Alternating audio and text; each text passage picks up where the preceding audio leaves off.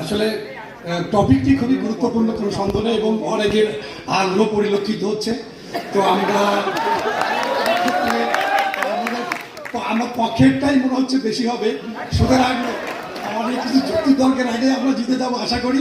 তো এই পর্যায়ে আমি 3টি উদাহরণ দিয়ে শুরু করব। আজকে তোমাদের সামনে যে ভাই ক্যারিয়ার আলোচনা করলো, আমাদের তোমাদের K16 ব্যাচের সনি ডাক্তার সনি সফুজ্জামান সনি, ও কিন্তু 4th ইয়ারে বিয়ে করেছে,